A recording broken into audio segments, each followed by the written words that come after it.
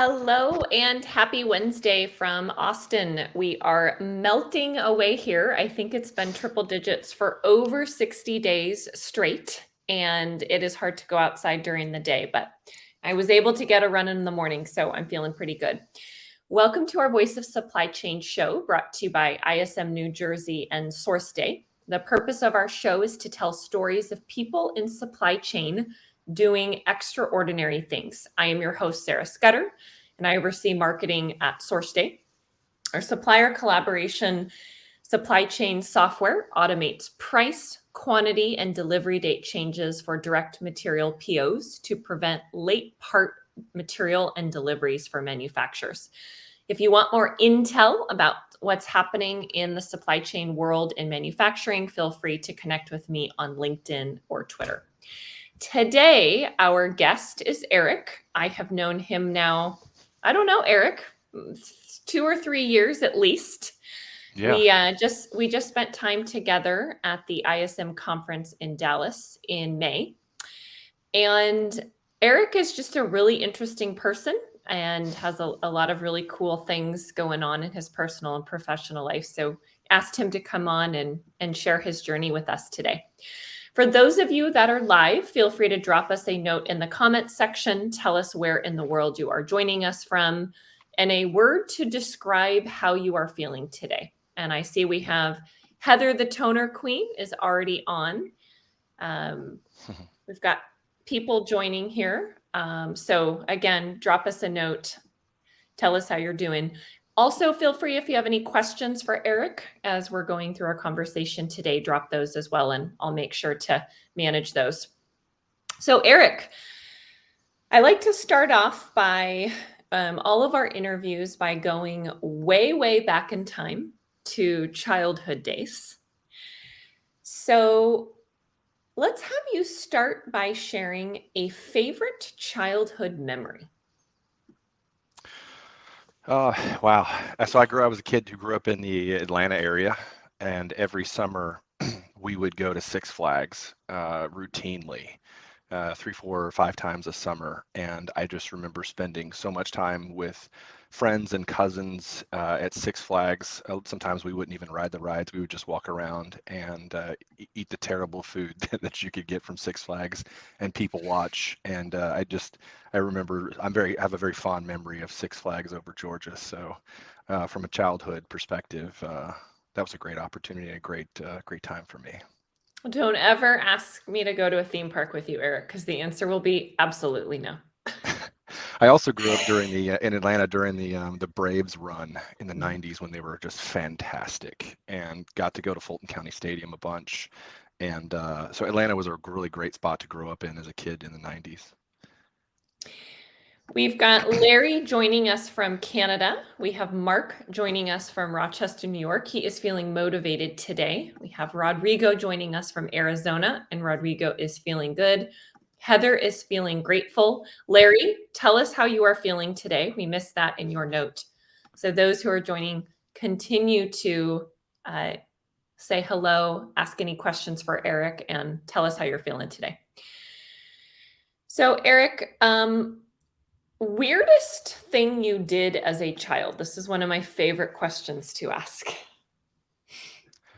Yeah.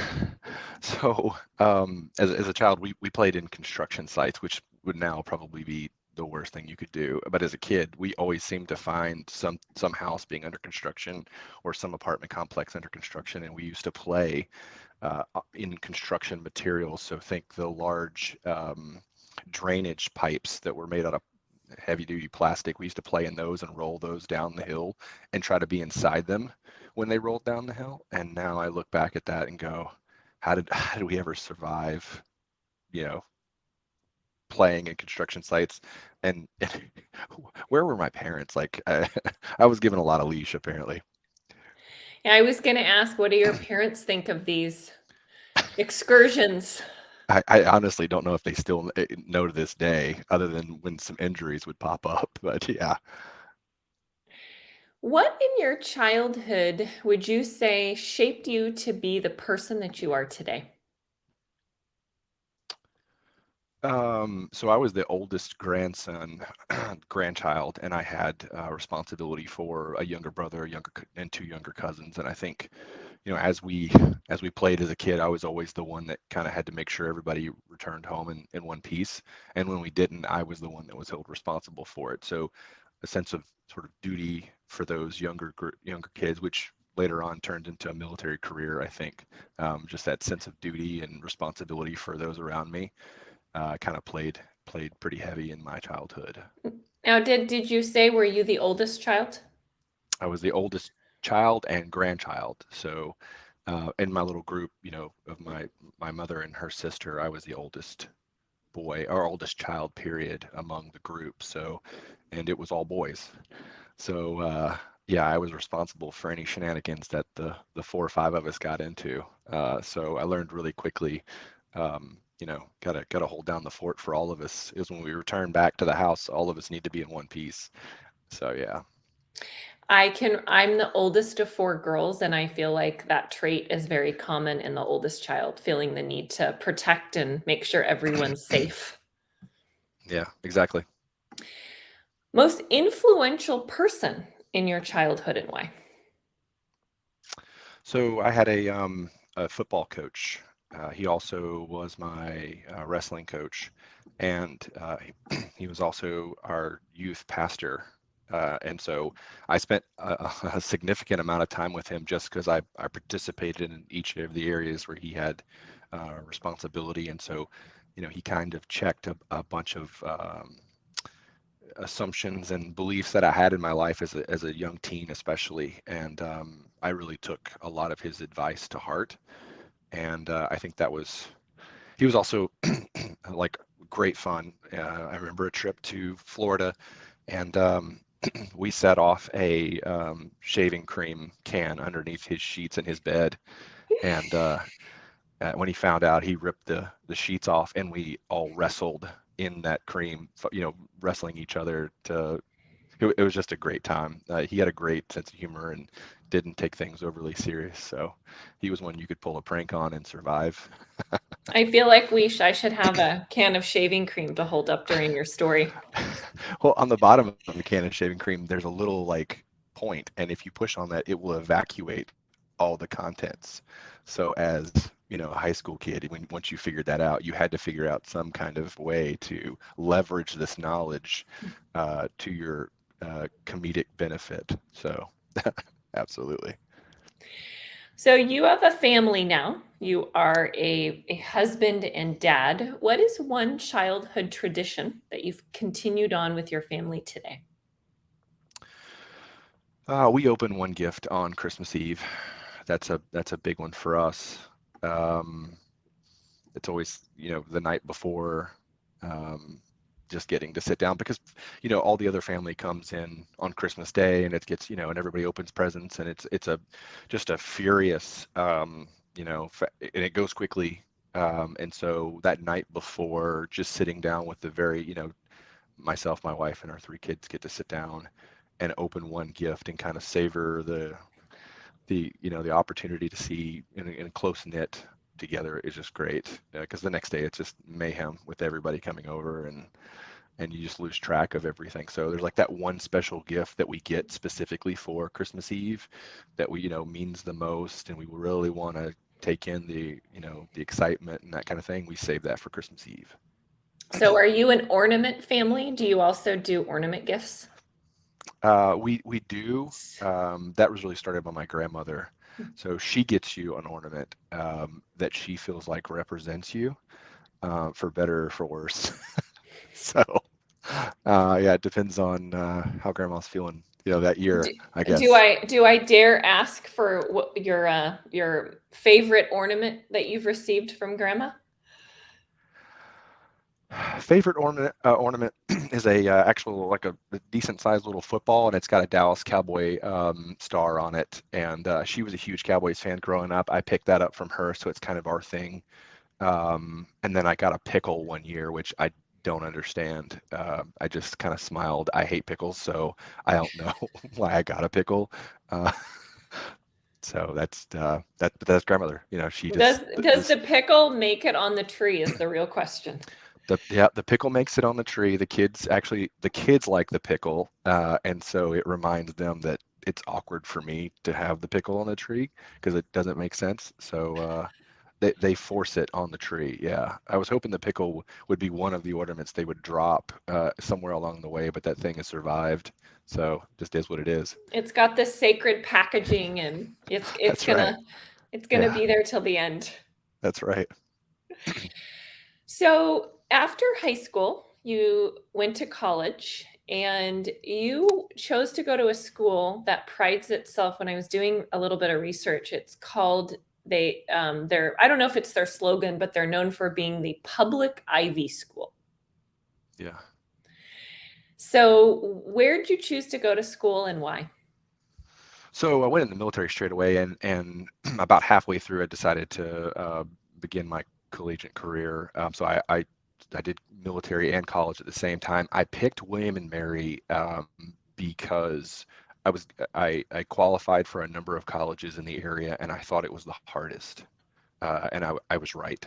Um, one of my mentors told me, do you want to go to a place where you can put your feet up and breeze through and not be challenged? If you're just looking for a piece of paper, then take that route. But if you want to be challenged, you actually want to learn something. If you want to slide out of college with a C average, which thankfully I beat that, but in his discussion it was a C average, you'll learn more with a C than you will with an A. And that impacted me pretty significantly to the point where I did choose William and Mary. That and Thomas Jefferson went there. George Washington never received a degree, but he got his surveyor's license from William and Mary. So there's a lot of history there. I walked the campus. It just felt it. It had this colonial, brick pathed, just gorgeous campus. So I really love that. In addition to the history. Most important thing you learned in college. I thought I was really good at time management prior to college, but really, college, you know, uh, sharpened my time management skills and also helped me rank tasks by importance and understanding that there was going to be a line somewhere in that list that I probably wasn't going to get to, and the tasks below that list were going to be pushed to the next day, or I don't know, maybe not be done at all. And that's okay because of the onslaught of work coming your way, which honestly is a skill that I still use today. I've got projects and things going on, and I have to draw a line at, hey, I, I need to be, waist deep in these projects, and I can't be waist deep in every project. So I draw a line and say, hey, look, here's where my time is warranted, and we will automate, outsource, find a better home for the projects below the line, or some other strategy. Can you share a time management tip with us? For those that are listening that struggle with it, is there any one or two big things that you can recommend? Well, from a college perspective, I didn't take any electives in my first semester. I took all hardcore economics courses because I was so interested in economics, and the course load was incredible. And somebody thankfully pulled me aside and go, hey, the courses that you're not putting a whole lot of stock in, you pepper those into your course load to kind of give you a breather when you're doing economics of third world countries or economics of um, healthcare, or any other deep course. Throw in the frisbee golf course um, to give you a break from that. From time management, I'm old school, so I write down all my projects on a whiteboard, and then I have next steps listed out, and I wipe those next steps off. I'm a checker offer. I like to put checks in boxes. It makes me feel getting things done, being productive, empowers me to continue to do more. So having projects where you're 10, 20% getting it done. Yes, you're going to get all those things done, but I like having one where I can just completely knock the project out and get the high from the productivity, and that launches me into further, wanting to do more essentially. So I'm a to-do list maker, but I do it electronically, and I love Mm, the bullet point option with the box and the check that mhm. crosses it out. So it's similar to your if you're using a pen or pencil, but It is a beautiful feeling when that whole bar is checked off. Yeah, it is. Yeah. So, what did you think you were going to do after college? It's actually funny. So I was in risk management in the military, which is a lot of risk management, and I realized that I liked the 10% of my job where I negotiated with insurance carriers on contract language. So I went to my mentor and I go, this is like 10% of my job, but it's 100% of where my interest is. And so he was like, okay, great. You know, go to college and get a degree in economics and go be a contract officer, or that's the government term for sourcing, right? And so I had the luxury of going to college knowing what I wanted to do, to the point where I actually negotiated for an internship that didn't exist. I helped the sourcing department at William and Mary create an internship that didn't exist, and there was a free, or it was a non-paid role for 2 weeks, and the director felt so bad about not paying me because of the work I was doing that he actually back paid me and made it a paid role. Um, so I knew that I wanted to come out and do source and be in sourcing, and I saw the economics degree as a way to get me there and to also have a degree that I thought would fit what I wanted to do. So, So, I was a business major, and my freshman year, my favorite professor is someone named Dr. Robert Eiler, who is an economist. And because of him and his class, I decided to get a second major in economics. So, his specialty was macroeconomics. I am not very good at math. I'm not the best person at school, but because he was so awesome and I enjoyed his classes so much, I also got an economics degree.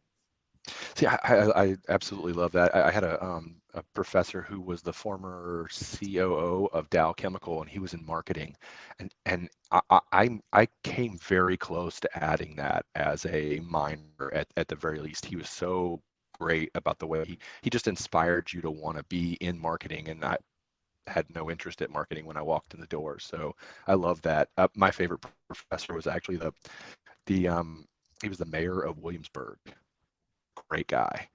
And a funny story, his final exam was basically you sat down and wrote a paper in 90 minutes on everything you'd learned in the semester. That was your job, like to sit down. And we talked about the corn laws over in Europe. And I don't know how it happened, but I auto corrected the C to a P in corn laws and didn't catch it because I was so feverishly typing. And as he handed out all everybody's papers with their grades on them, I was last, and everybody had left the room. And it was kind of this awkward, like, oh my God, did I just totally blow this? And he calls me down and he goes, hey, I just want to let you know, my wife and I thought this was hilarious. And he had circled the P in red. I got an A, thankfully. But yeah, The porn corn paper got you an A.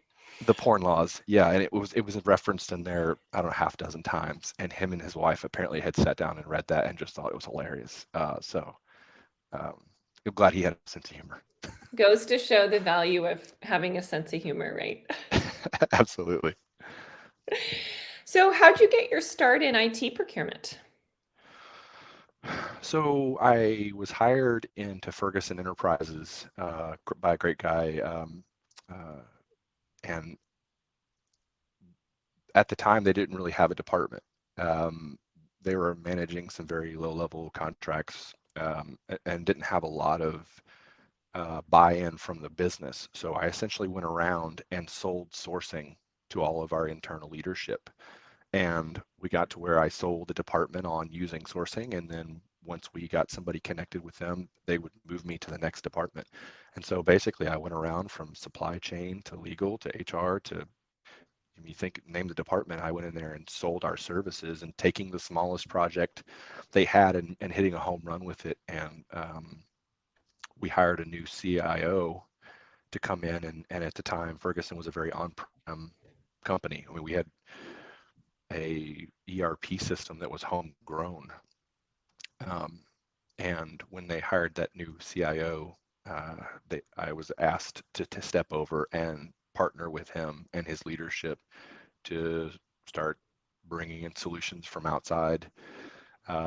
He had a cloud first approach. We were very on-prem, so there was a lot of cultural changes that needed to happen as well as suppliers. So I was essentially thrown into the fire with this new CIO who was going to completely rock the boat and change everything, and he did for the most part. And from there on, I loved the IT piece because I got to see in most of the corners of the company because technology connects to. I mean, they have forklifts with technology on them now, GPS and the like. So um, Mhm. I liked it, and then I stayed in it because of the visibility that I got to see in all corners of the business. So you were there about 10 years and you moved up and served different roles at Ferguson. How were you able to progress your career within that organization? Um, well, I had a pretty big workload, so 30 to 35 projects, which is not something I would uh, you know advocate. So at that, but I also had a fantastic mentor and first boss, Roberta Reinbach. Coming in wanting to set the world on fire, wanting to, save the company single-handedly. She kind of she protected me in a way and directed my interests and excitement in a path that wasn't going to run me afoul within the company. So she was very good. So she came in for the first 6 months, first 4 months. Um, I did just contract work and started building my brand within the company because her and then Bob Steinmetz, who was the director, had a mantra that it takes you a lifetime to build a reputation and one slip up to lose it, and it's easier to have a reputation and make a mistake and people point to your reputation and say that's not really him, then it's harder to make a mistake and not have a reputation to point towards and to lean on. So they were very careful with me and allowed me to build a reputation within the company that I could stand on, and from that reputation I started to move up. And then I was moved into a management role and was able to hire a team, and um, just through sheer luck and um, I don't know, maybe the good Lord, I hired two people who were just fantastic hires. They were just on fire for sourcing, loved it. One I brought over from IT, who had a legal background, and she's still there and still just doing a dynamite job. So I just had great people around me who were looking for out for me, and then brought people onto my team who were just fantastic. So there's a lot of luck peppered in there. Most important thing you learned about leadership as you pivoted from being an individual contributor to a manager. That's a hard transition. It is. Um, that's a tough one. I think you know not. I had a sort of an if there's a problem that arises, I have an innate sense of, okay, here's what we need to do. And I had to kind of mute that a little bit and flip that around into a question. When somebody, one of my team members said, hey, we've got a problem here, instead of saying, okay, here's what I think we should do, it's, all right, what do we think we should do? What have you thought about? You're closest to it. What do you think is the logical next steps? What roadblocks do I need to knock down for you? It was realizing that I wasn't going to be the blocking and tackling. I wasn't going to be the person that was pushing the buttons, hands on the keys kind of thing. And I needed to let my team execute and then just have confidence in them that they could do it. Um, and thankfully that confidence was rewarded. So I think pulling back from it has to be me that does it was hard for me, but I'm glad that I did, and I'm glad that I had leaders who put me in that position who counseled me on, hey, you're not the 100% doer now. You need to allow those because you're robbing them of learning opportunities that you had. right? We didn't do it for you, and you learned, and now you're in a position to let other people learn. And if you do it for them, you steal that from them. And so them Mhm. being that blunt helped me make that turn. So, what did you do after your 10 years at Ferguson? So towards the end of my term at Ferguson, I had an opportunity to work in a fund that we used to support entrepreneurs and startups in the construction tech industry. And it was a Ooh, very that's short period. interesting. I called it the Willy Wonka job. It was just awesome. You got to dig in and write white papers to your C-suite leadership on, hey, this solution's coming up, and we should be in the forefront of it because we're competing with some big box retailers, or maybe some folks maybe like Granger in this area. And so we need to adopt this technology, and to do that, we need to put $1 million on the cap table for this startup, right? So super, very cool. Unfortunately, the pandemic killed that fund. I'm hearing that those funds are starting to come back around again, which is great. So I did have that experience at Ferguson, and then I moved to a company called Brentag after the pandemic, which was the largest distributor of chemicals worldwide, and I led IT sourcing for North America for them. So, you are now um, kind of in a new type of company in that it is a GPO. Mm. So, would like to have you kind of explain to our listeners what a GPO is, because I'm not sure if everyone's aware, and then maybe talk a little bit about your role and what you're doing there now. Sure. So a GPO essentially, you create contracts for, and we're specifically in healthcare, for services and products that a number of hospitals need. So let's talk about like linens, or let's talk about sutures.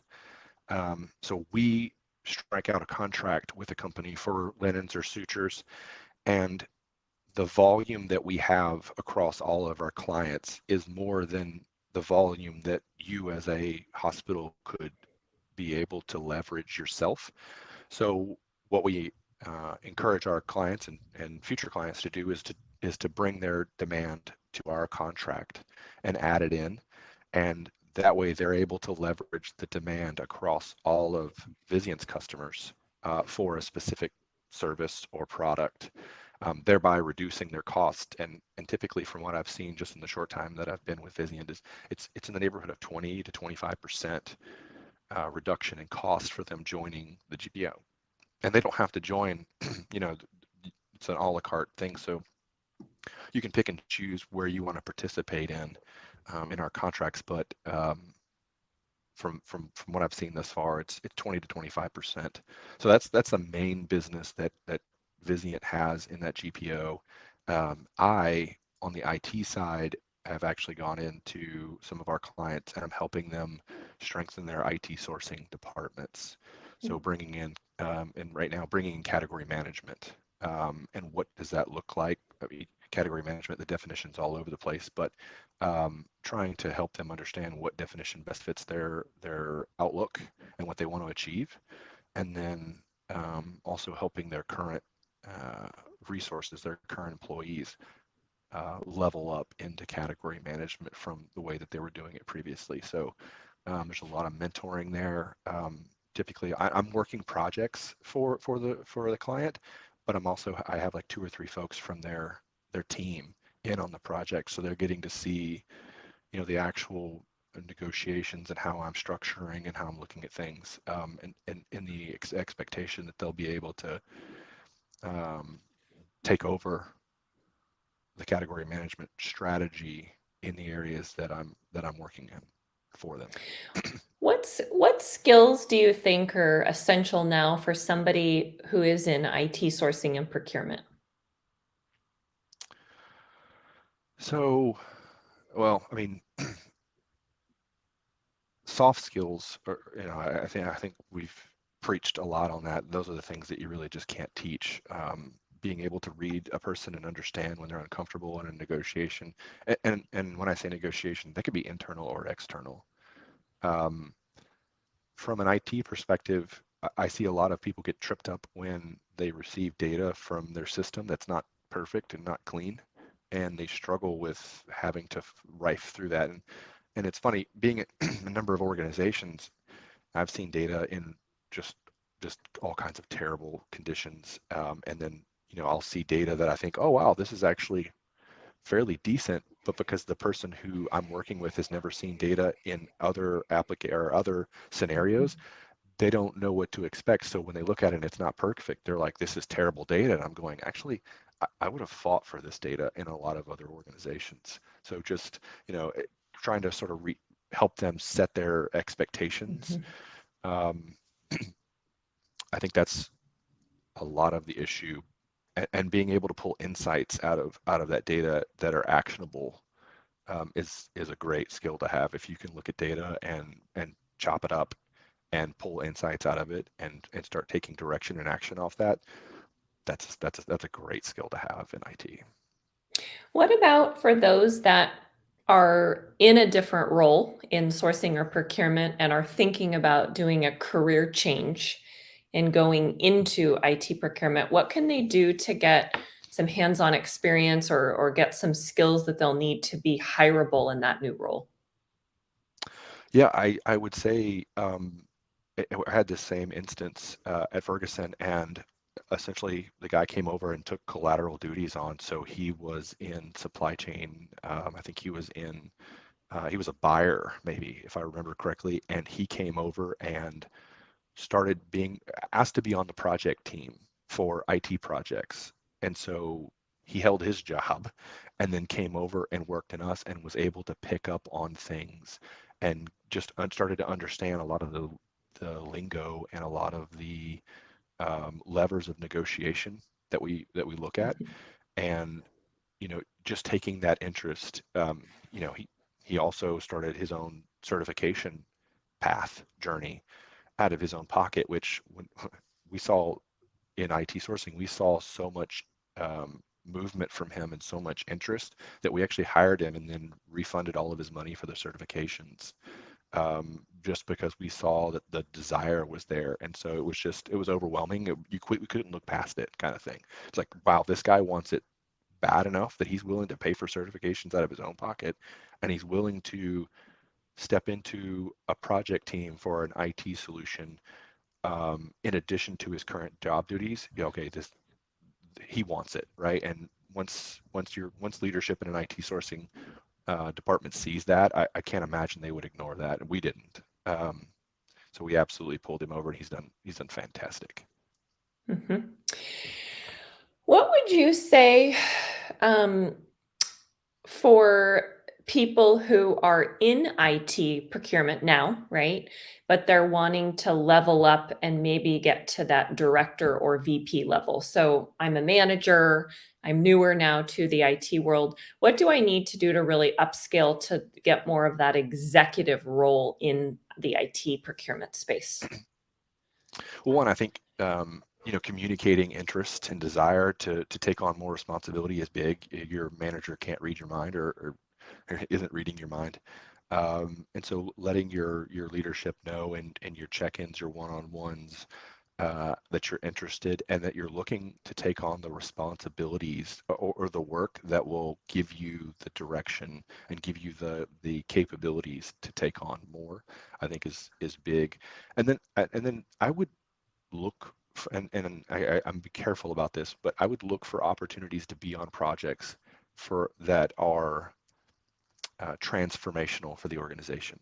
So are you adopting a new ERP system? Mhm, Are you adopting a new HR system? Are you adopting, name it? Is it a transformational um, project that's going to take your company out of an older solution, potentially manual, whatever it is, to a digital scenario? Get involved in that type of project or projects, and see what it's like to present to a C-suite on a project of that magnitude.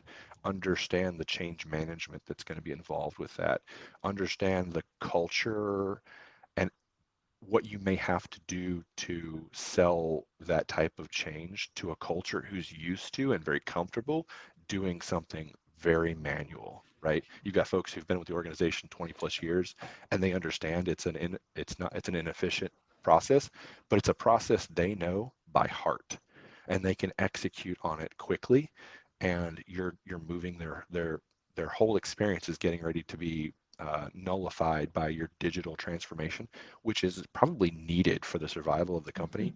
Understanding what you have to do to communicate that to them and get their buy-in. Projects at that level, if you can navigate those, especially if you're not leading, if you're a wingman, and you're able to glean and learn, it will set you up for taking that next step in IT sourcing, in my perspective. And I would say ERP projects in particular are extremely high visibility given the cost and Mm-hmm. investment. So if you can somehow get involved in a project like that, that can really, really help your career. Absolutely. What sort of trends are you noticing now? So second half of 2023, from an IT sourcing perspective, what's kind of standing out to you in the industry? Well, with the current client that I'm working on, I'm seeing a lot of no application, no technology left behind. So, it's trying to do supplier compression. And I'm seeing that accounts payable finance are starting to awaken more and more to the cost of managing and paying a supplier. So the justification for having a dozen or more project management solutions is getting harder and harder for IT departments to make. Engineering is the same way. They have, a dozen or more CAD solutions. And so when finance is starting to, at least recently, I've noticed this a bunch more.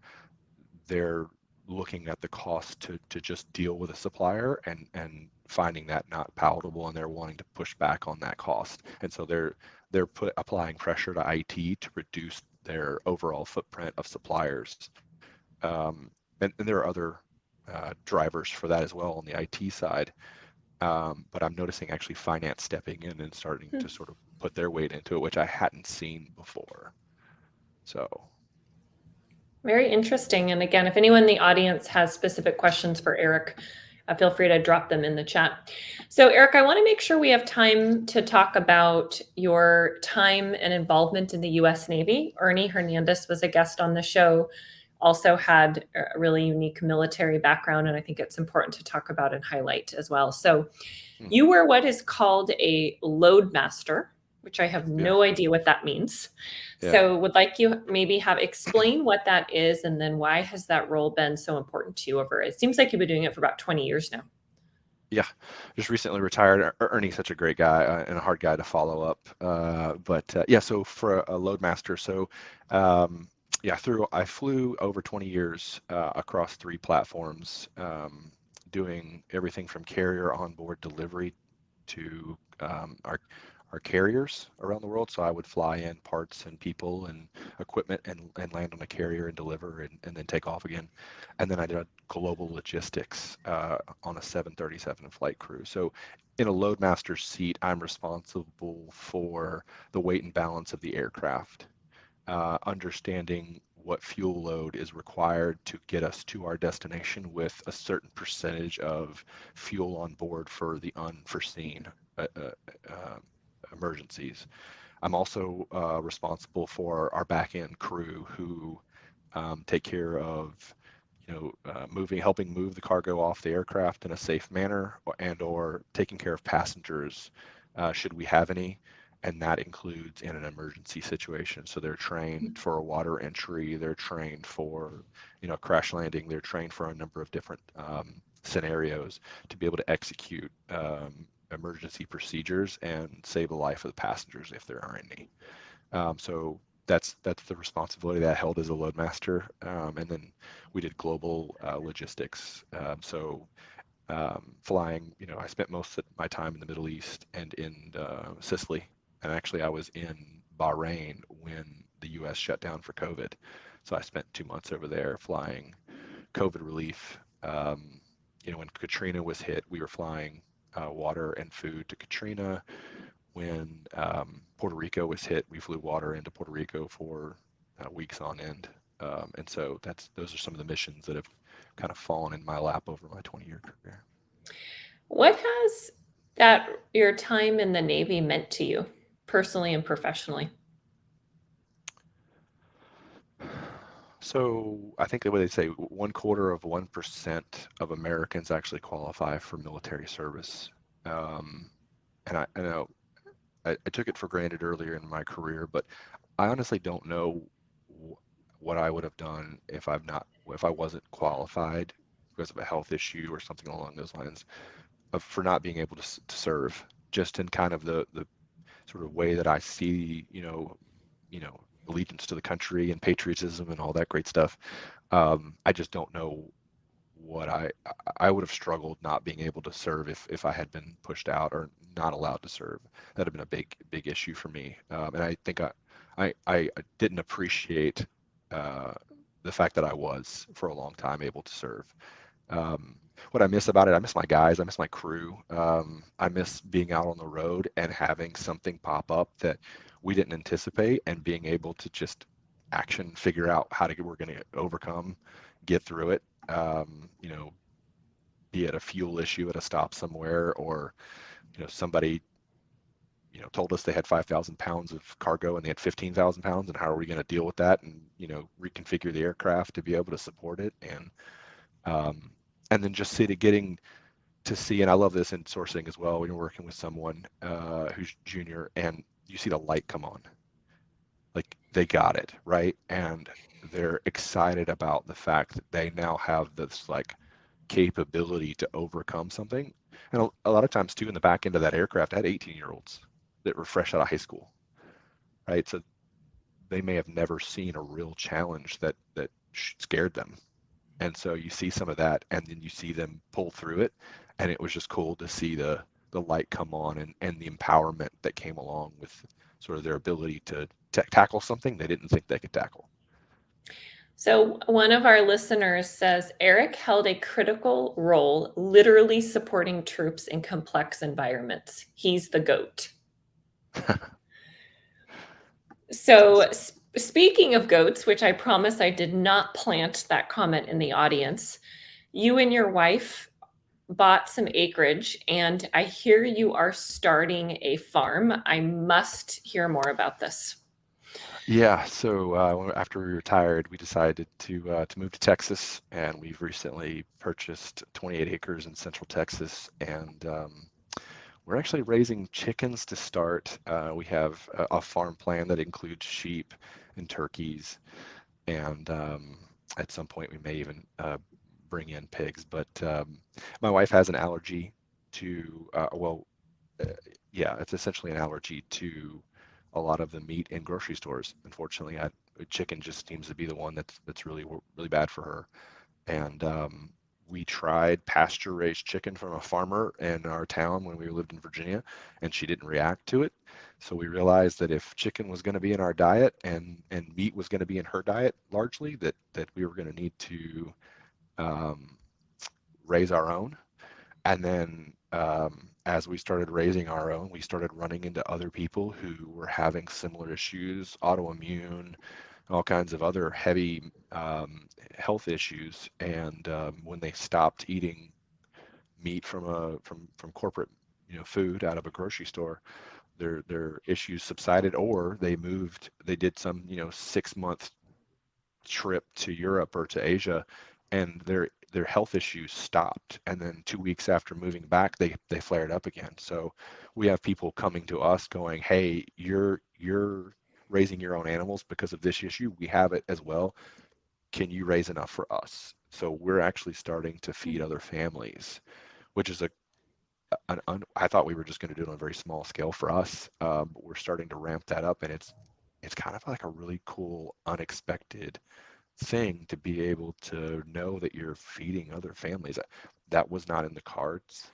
So it's just kind of a weird blessing type scenario that it didn't expect.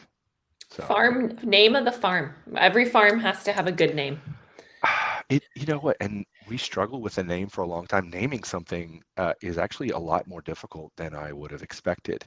Um, our son, our youngest son, Jackson, spent 2 weeks at a zoo camp, and now he wants to be a zoologist, and he's just animal facts out of. We're overrun with animal facts. If you need some animal facts, let me know. I've got a guy for you. His mom is a veterinarian, so I guess I shouldn't be too surprised, but he identified a bird on our farm with a very distinctive tail. It's called a scissor-tail flycatcher, and they catch um, bugs and flies and things out of the air in a very acrobatic, almost like airplane type dogfight Mm. scenario. And so I obviously caught on to that from an aviation perspective, and Jackson loves the bird, so we are Scissortail Farm. I see a cool logo in the making with that. Yeah, we are working on that right now, actually. Yeah, that's great. So Eric, you have lots of hobbies aside from the farm. One of the ones that I think is super cool is woodworking. So I would love to hear maybe share a favorite project that you've made and something that you want to make that you haven't yet started on. Yeah, so I loved woodworking, one because I just get to use tools, and it's one of those, actually it's some of the best ideas I've had, in sourcing and in life and that kind of thing have come from being in the garage trying to build something. Um, my mind can just go to another place where I'm able to think about something differently. Favorite project, I think I may have actually sent you a picture of this, but I made a wall size Scrabble board Yeah. out of a 4 by 8 foot sheet of plywood, where it has magnetic tiles that stick to it that we cut out in wood, and we use that thing quite a bit. We have friends come over and we start playing. Somebody opens a bottle of wine and maybe the game doesn't get finished, but everybody has a good time. The thing I'd love to make, I'd like to make. I really love a round dining room table because I like that everybody gets to look, can see each other for the most part, and I just like the idea of a round dining room table, and I haven't found one that I really like that I want to buy for our family. So I think I've sort of resigned myself to I'm going to have to build this at some point, um, for our family. Well, Eric, thank you so much for coming on the show today.